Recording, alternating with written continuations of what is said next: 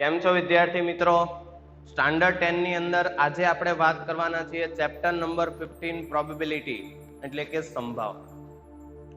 આ ચેપ્ટરની અંદરથી મેજોરિટી જે ટૂંકા પ્રશ્ન કહેવાય હેતુલક્ષી છે એ ટાઈપના પ્રશ્ન પૂછવામાં આવે છે. એટલે કે આની અંદર સરળતા એ છે કે કોઈ મોટો પ્રશ્ન નહીં પૂછાય, બને ત્યાં સુધી એ ઇક્વેશન પર આધારિત જ પ્રશ્ન પૂછવાનો. એટલે આપણે જે સૂત્ર આધારિત દાખલા જોઈશું એના પર ખાસ ફોકસ રાખવાનું છે, કારણ કે એને રિલેટેડ અથવા એના જેવો જ એક્ઝામ્પલ તમને એક્ઝામમાં પૂછવામાં આવશે. અને ચેપ્ટરની વિશેષતા એ છે કે વ્યવહારિક ચેપ્ટર છે. આપણા જે રોજિંદા જીવનમાં આપણા અનુભવ છે, બરાબર, આપણે કોઈક રમત રમીએ છીએ, કોઈક વસ્તુ જોઈએ છે, એના જે પણ અનુભવ છે એ આપણને ચેપ્ટરમાં કામ આવવાના છે, એટલે કે ઉપયોગમાં આવવાના છે. શરૂઆત કરીએ ચેપ્ટરની તો દાખલા ગણતા પહેલા કમ્પ્લીટ થિયરી આપણને આવડતી જ હોવી જોઈએ. સમાંતર શ્રેણીમાં પણ મેં તમને વાત કરી, જેને વ્યવસ્થિત થિયરી આવડે છે, વ્યવસ્થિત ફોર્મ્યુલા, નોંધ અને શોર્ટકટ આવડે છે, એને આ ચેપ્ટરમાંથી ગમે એવો ગમે ત્યાંથી પ્રશ્ન પૂછાય તો પણ સોલ્વ કરતા બહુ સરળતાથી આવડે. જો આપણે બેઠા દાખલા ચોપડીના જ પૂછાય જરૂરી નથી.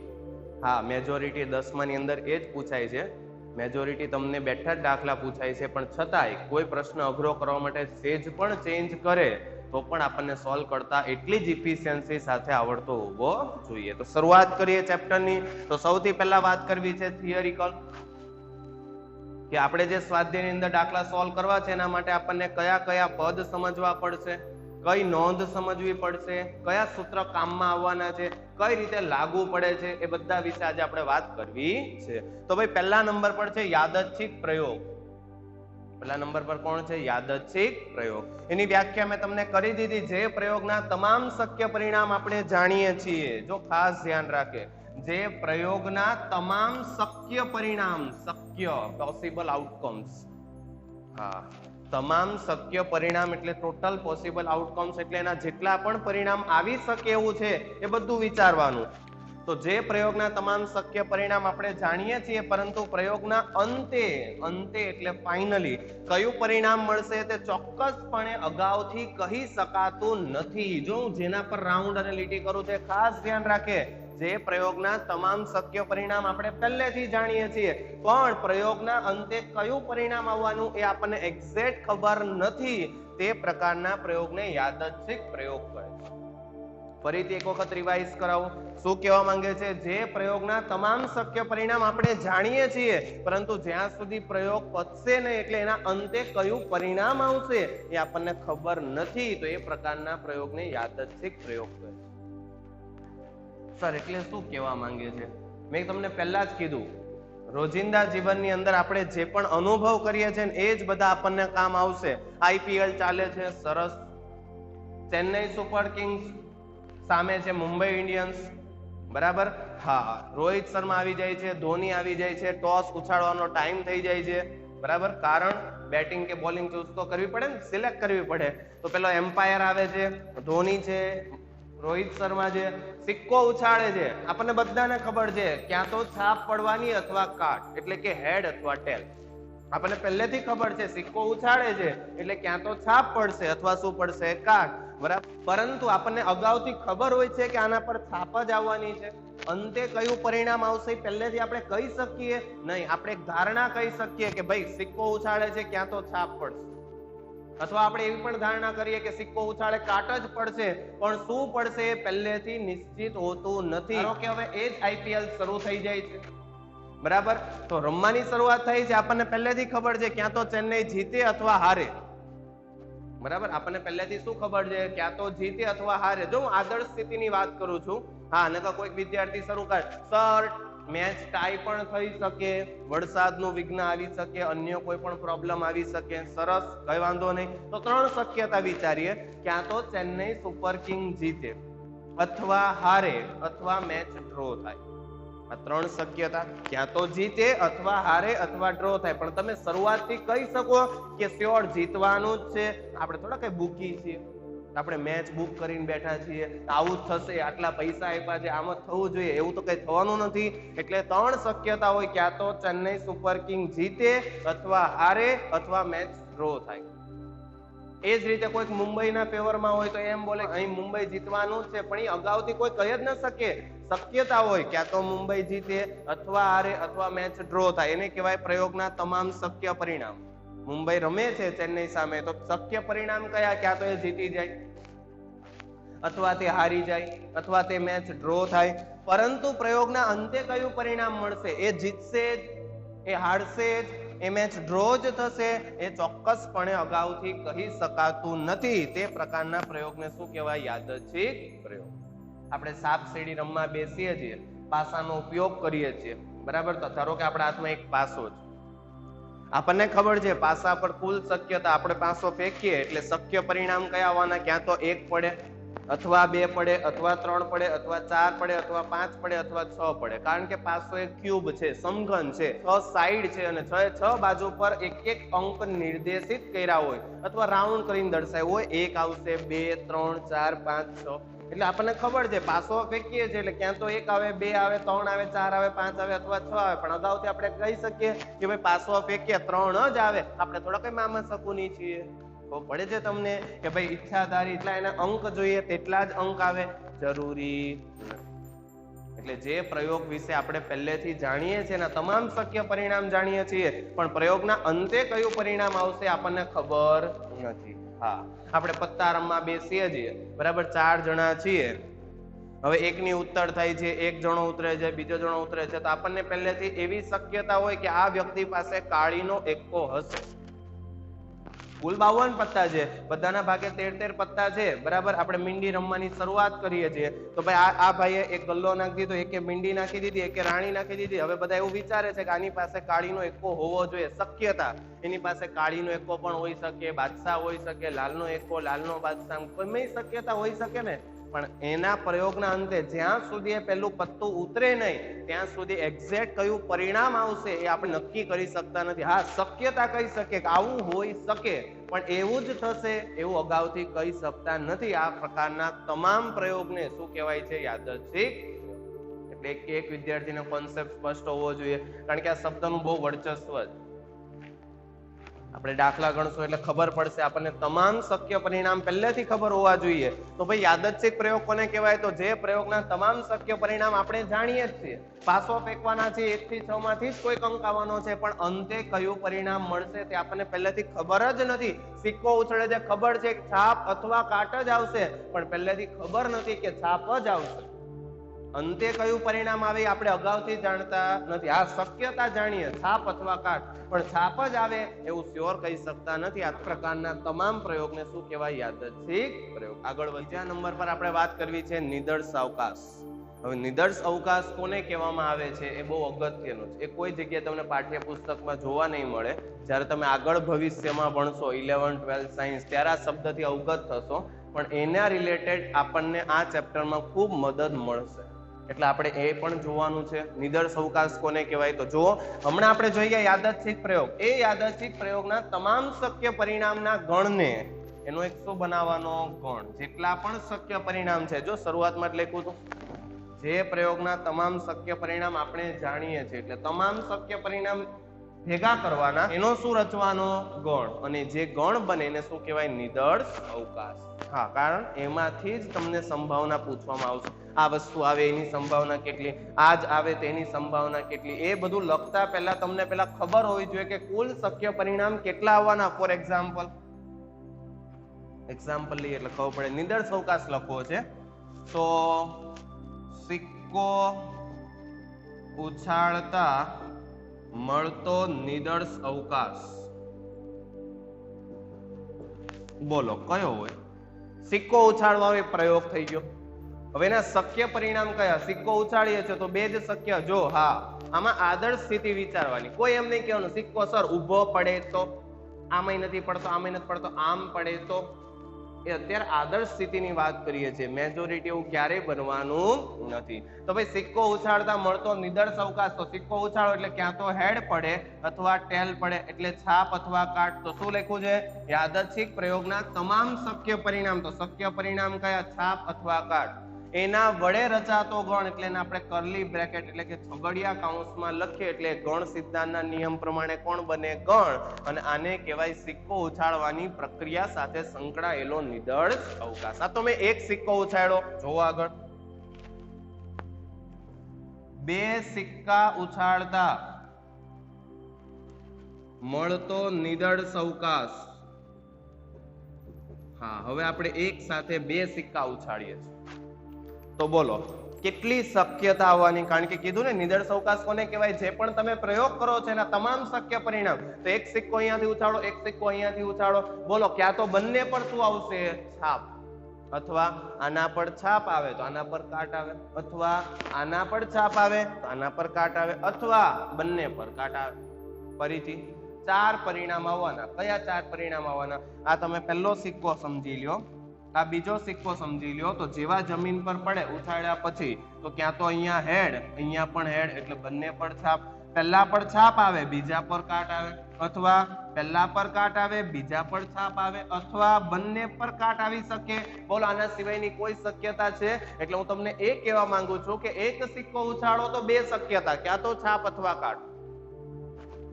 પણ જેવા તમે બે સિક્કા ઉછાળો એટલે શક્યતા કેટલી થઈ ગઈ? ચાર. બંને પર છાપ આવી શકે, બંને પર કાટ આવી શકે, પહેલા પર છાપ, બીજા પર કાટ, અથવા પહેલા પર કાટ, બીજા પર છાપ. એટલે ટોટલ પરિણામ કેટલા શક્ય છે? ચાર. કયા? ક્યાં તો HH એટલે H પહેલા પર હેડ, બીજા પર હેડ, અથવા HT પહેલા પર હેડ, બીજા પર ટેલ, અથવા TH પહેલા પર ટેલ, બીજા પર હેડ, અથવા TT બંને પર ટેલ. એના વડે રચાતો ગણ એટલે કર્લી બ્રેકેટમાં લખીએ તો બોલો હવે ત્રણ સિક્કા ઉછાળવામાં આવે તો અહીંયા ત્રીજો સિક્કો આવી ગયો તો કેટલા પરિણામ હોઈ શકે? 8. કયા 8 પરિણામ જોઈએ? એવું બની શકે ત્રણે ત્રણ સિક્કા પર હેડ આવે, છાપ આવે. એવું પણ બની શકે HHT, એવું પણ બની શકે HTH, HTT, THH, THT, TTH, TTT. આ 8 પરિણામ શક્ય છે. ત્રણેય સિક્કા પર છાપ આવી શકે, પહેલા બીજા પર છાપ આવે, ત્રીજા પર કાટ આવે, પહેલા પર છાપ, બીજા પર કાટ, ત્રીજા પર છાપ, પહેલા પર છાપ, બાકી બંને પર કાટ, પહેલા પર કાટ, બીજા પર, ત્રીજા પર છાપ, પહેલા પર કાટ, બીજા પર છાપ, ત્રીજા પર કાટ, પહેલા બંને પર કાટ, ત્રીજા પર છાપ, ત્રણે ત્રણ પર કાટ. 8 પરિણામ શક્ય હોય. 4 સિક્કા ઉછાળો 16 પરિણામ મળે, 5 સિક્કા ઉછાળો 32 પરિણામ મળે, 6 સિક્કા ઉછાળો 64 પરિણામ મળે. એટલે શું કહેવામાં આવ્યું છે? યાદચ્છિક પ્રયોગ તમે જે પણ કરો છો એની સાથે સંકળાયેલા તમામ શક્ય પરિણામ લખી નાખો. એના વડે રચાતો ગણ. 2 સિક્કા ઉછાળો 4 પરિણામ મળ્યા, એના વડે રચાતો ગણ એને શું કહેવાય? તેનો નિદર્શ અવકાશ. એટલે એક વિદ્યાર્થીને કોન્સેપ્ટ બહુ સ્પષ્ટ હોવો જોઈએ. હજી આપણે આની અંદર આગળ જોઈએ. હવે આપણે લઈએ છીએ એક સમતોલ પાસો છે, સમતોલ પાસો ફેંકતા મળતો નિદર્શ અવકાશ. હા, હવે આપણે પાસાની રમત રમીએ, સાપ સીડી રમવાની શરૂઆત કરીએ. એક પાસો ફેંકીએ છીએ તો પાસો ફેંકીએ તો બોલો કેટલા પરિણામ શક્ય છે? ક્યાં તો પાસો પડે એટલે 1 આવશે, અથવા 2 આવશે, અથવા 3, અથવા 4, અથવા 5, અથવા 6. આ બધા શક્ય પરિણામ. બોલો ક્યારે 7 આવશે? નહીં. 0 આવશે? નહીં. કમ્પલસરી શું આવવાનું? 1, 2, 3, 4, 5, 6 આ પૈકી કોઈ એક, અન્ય કોઈ અંક આવવાનો નથી. તો આ તમામ શક્ય પરિણામ એના વડે રચાતો ગણ એને આ પ્રયોગ સાથે સંકળાયેલો શું કહેવાય? નિદર્શ અવકાશ. એટલે બંને ટર્મ, બંને પદ બહુ સ્પષ્ટ હોવા જોઈએ. યાદચ્છિક પ્રયોગ કોને કહેવાય? તમામ શક્ય પરિણામ આપણને ખબર છે, પણ પ્રયોગના અંતે શું મળશે ખબર નથી. તો એ પ્રયોગને શું કહેવાય? યાદચ્છિક પ્રયોગ. અને આ પ્રકારના પ્રયોગમાં જેટલી શક્યતા છે, જેટલાય શક્ય પરિણામ છે એના વડે રચાતો ગણ એને શું કહેવાય? નિદર્શ અવકાશ. આગળ વધીએ. હા, હવે વાત કરવી છે ઘટના. ઘટના વિશે તો હું વાત કરવાની. આપણે પાસો રમીએ છીએ, પાસો ફેંકીએ છીએ, જે પડે એ પણ ઘટના જ છે ને, બરાબર? એના પર અયુગ્મ અંક આવે એ પણ એક ઘટના છે, એના પર યુગ્મ અંક આવે એટલે આપણે પાસો ફેંકીએ છીએ, એના પર 1 આવે ઘટના છે, એના પર અયુગ્મ અંક જ આવે એટલે 1 આવી શકે, 3 આવી શકે, 5 અયુગ્મ અંક ખબર પડે તમને, ઓડ નંબર્સ. તમે પહેલું ચેપ્ટર જોઈ ગયા રિયલ નંબર્સ, એની અંદર બધા ભાગ આવે, natural, whole, even, odd, real, rational, irrational. એની અંદરથી ઓડ નંબર એટલે અયુગ્મ અંક 1, 3, 5. પાસો ફેંકો યુગ્મ અંક જ આવે એટલે 2, 4, 6. પાસો ફેંકો 4 કરતા નાના અંક જ આવે 1, 2, 3. એટલે શું કીધું? પ્રયોગ માટેની ઘટના એ પ્રયોગના પરિણામનું એકત્રીકરણ છે. તમે જેવું બોલો એ પ્રકારના જેટલાય પરિણામ છે એનું શું કરી નાખવાનું? એકત્રીકરણ, કમ્બાઈન કરી નાખો. મેં કેમ કીધું? તમે પાસો ફેંકો છો, હવે તમે એવું ધારી લો કે એના પર અયુગ્મ અંક જ આવે, તો અયુગ્મ અંક તરીકે કેટલા પરિણામ આવી શકે? પાસો ફેંકો એટલે કુલ શક્ય પરિણામ 6 છે. 1, 2, 3, 4, 5, 6. પણ મેં શું કીધું? પર્ટિક્યુલર અયુગ્મ અંક જ આવે. તો આમાંથી અયુગ્મ કોણ? 1, 3, 5. આ 3 પરિણામને શું કરો? એકત્રિત, એને કહેવાય ઘટના. પાસો ફેંકો જો કમ્પલસરી 3 કરતા નાના અંક જ આવવા જોઈએ, તો 3 કરતા નાના પરિણામ કયા? 1 અને 2 ભેગા કરી લ્યો, 1 અને 2 જ આવવા જોઈએ, એને શું કહેવાય? ઘટના. પાસો ફેંકો જો યુગ્મ અંક જ આવવો જોઈએ, તો યુગ્મ અંક આવે એવી શક્યતા કઈ? 2, 4, 6. તો આ તમામ પરિણામને શું કરો? એકત્રિત. ઘટના કોને કહેવાય? કે આપણે જે પણ પ્રયોગ કરીએ છીએ એના તમામ શક્ય પરિણામ પૈકી અમુક પર્ટિક્યુલર આપણે જે પ્રકારના પરિણામ જોઈએ છે એ પ્રકારના પરિણામને શું કરો? એકત્રિત, એનું એકત્રીકરણ કરો, એટલે એને શું કહેવામાં આવે છે? ઘટના. તો આ 3 શબ્દ યાદચ્છિક પ્રયોગ, નિદર્શ અવકાશ અને ઘટના એક વિદ્યાર્થીને વ્યાખ્યા સુસ્પષ્ટ હોવી જોઈએ કે શું કહેવા માંગે. તો વિદ્યાર્થીઓ હવે થિયરીમાં આપણે વાત કરવાની છે સૂત્રની, અને એ સૂત્ર આધારિત જ બધા દાખલા સોલ્વ કરવાના છે સ્વાધ્યાયમાં. એટલે આ સૂત્ર એક વિદ્યાર્થીને કમ્પ્લીટ યાદ રહેવું જોઈએ અને સમજાવવું પણ જોઈએ શું કહેવા માંગે છે. જો તો એક ઘટના છે, ઘટના એટલે ઇવેન્ટ થાય, બરાબર? એટલે એના માટે મેજોરિટી આપણે નો ઉપયોગ કરશું, બાકી ગમે એ સંકેત વાપરી શકાય, એનો કોઈ પ્રશ્ન નથી. તો ઘટના એટલે કે ઇવેન્ટ કેપિટલ ઈ. સંકેત કયો વાપરો છે? કેપિટલ ઈ. એની સંભાવના, સંભાવના એટલે શરૂઆતમાં જ કીધું પ્રોબેબિલિટી થાય, એટલે એને સાંકેતિક ભાષામાં શું લખાય? પી ઓફ ઈ. વચાય શું? પ્રોબેબિલિટી ઓફ ઇવેન્ટ ઈ. શું વચાય? પ્રોબેબિલિટી ઓફ ઇવેન્ટ ઈ એટલે કે ઘટના ઈ બને તેની સંભાવના. જો આમ લખવામાં આવે પી ઓફ એ, તો આને વચાય પ્રોબેબિલિટી ઓફ ઇવેન્ટ એ એટલે કે ઘટના એ ની સંભાવના. આમ લખવામાં આવે પી ઓફ બી, તો આને વચાય પ્રોબેબિલિટી ઓફ ઇવેન્ટ બી એટલે ઘટના બી ની સંભાવના. આમ લખવામાં આવે છે પી ઓફ એક્સ, તો આને વચાય પ્રોબેબિલિટી ઓફ ઇવેન્ટ એક્સ એટલે કે ઘટના એક્સ ની સંભાવના.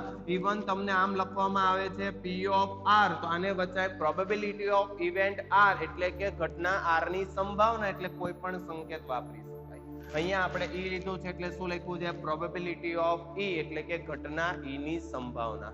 સૂત્ર શું આવવાનું? જે પણ ઘટના તમે લીધી, ઘટના ઈ, એને સાનુકૂળ શબ્દ પર બહુ ધ્યાન આપે. સાનુકૂળનો મીનિંગ બહુ સ્પષ્ટ છે, અનુકૂળ. એટલે તમે જે ઈચ્છો છો એ પ્રકારના પરિણામની સંખ્યા, અને છેદમાં શું લખ્યું છે? શક્ય તમામ પરિણામની સંખ્યા.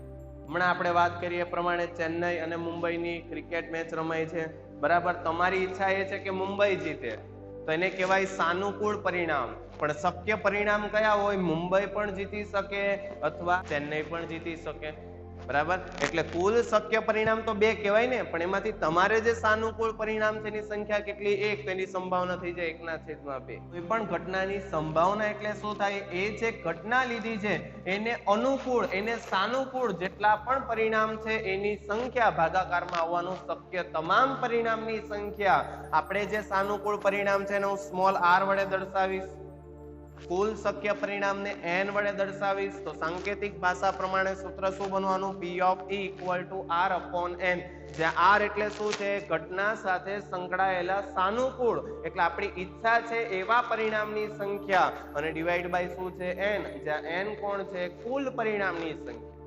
આપણી ઈચ્છા છે એ મુજબના જે પરિણામ આવે એને આપણે કોના વડે દર્શાવશું? r. પણ કુલ જેટલાય શક્ય પરિણામ છે એને કોના વડે દર્શાવશું? n. તો સૂત્ર શું બનવાનું? p of e = r upon n. જોઈએ એક્ઝામ્પલ, એટલે એકદમ નિષ્ઠા પાકી થાય.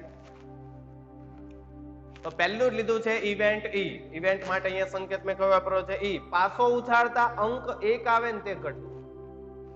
આપણે 1 ની જરૂર છે, બરાબર? સાપ સીડીમાં આપણે આમ સીડી ચડવી છે તો 1 જ અંક ઘટે છે, એટલે આપણી ઈચ્છા એ હોય કે આપણે પાસો ફેંકીએ 1 આવવો જોઈએ, બરાબર, એ આપણું સાનુકૂળ પરિણામ છે. પણ જ્યારે તમે પાસો ફેંકો ત્યારે કુલ શક્યતા કઈ હોય? 1 આવી શકે, 2 આવી શકે, 3 આવી શકે, 4 આવી શકે, 5 આવી શકે, 6 આવી શકે. પણ સાનુકૂળ એટલે આપણી ઈચ્છા મુજબનું પરિણામ કયું છે?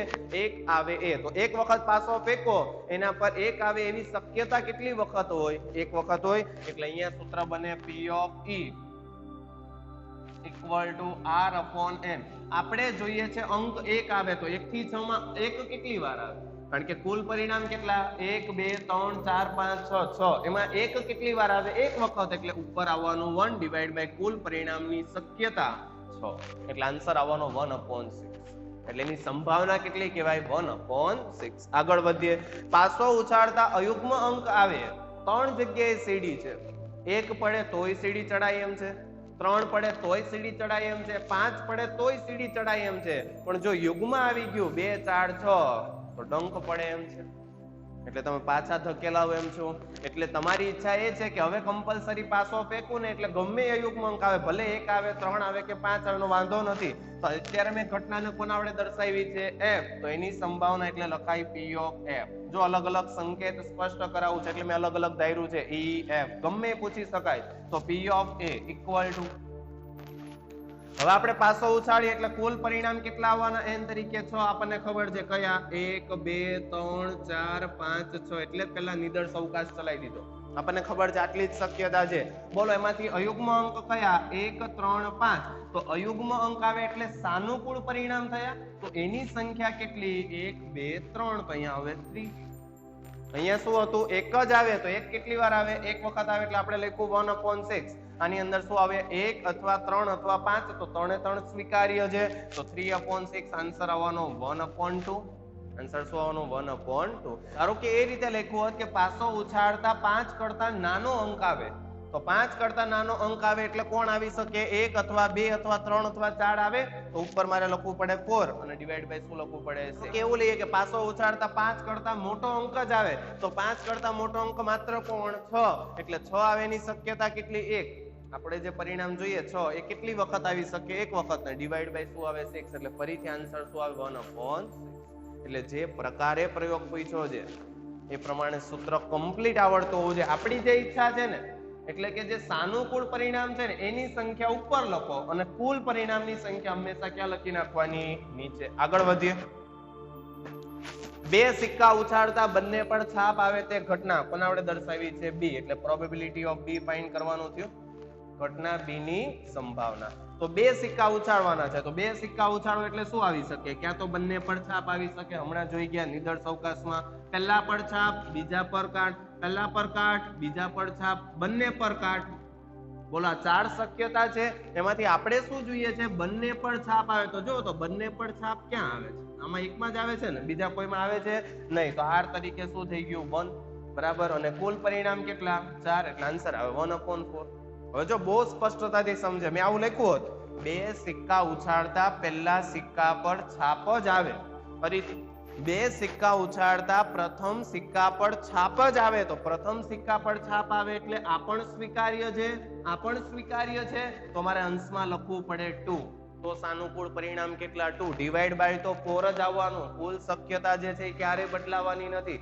પાસો તમે ઉછાળો અયુગ્મ આવે, યુગ્મ આવે, 1 આવે, 5 કરતા મોટું આવે, 4 કરતા નાનું આવે, જે આવે પણ છેદમાં તો 6 જ આવે કે નહીં? કારણ કે કુલ શક્યતા કેટલી છે? 6. એ જ રીતે જ્યારે તમે 2 સિક્કા ઉછાળો છો તો પ્રથમ સિક્કા પર છાપ જ આવે એવા પરિણામ કેટલા? 1 અને 2.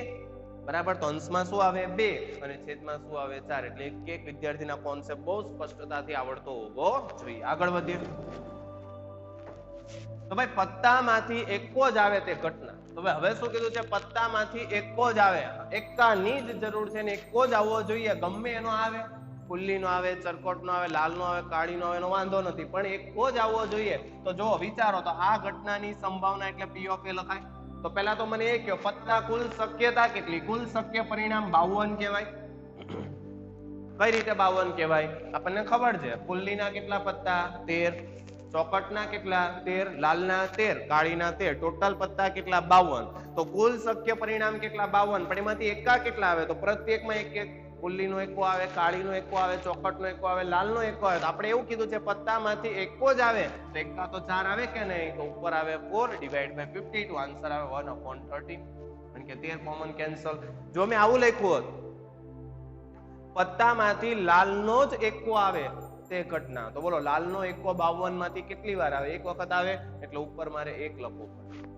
પણ હું એમ લખું પત્તામાંથી કાળા રંગનો જ એકો આવે, કાળા રંગનો, રંગ પર વાત આવી તો કાળા રંગના એકામાં કાળીનો એકો પણ આવે, પુલ્લીનો એકો આવે, તો ઉપર લખવું પડે 2 ડિવાઈડ બાય 52. એટલે કોન્સેપ્ટ બહુ સ્પષ્ટ કરે.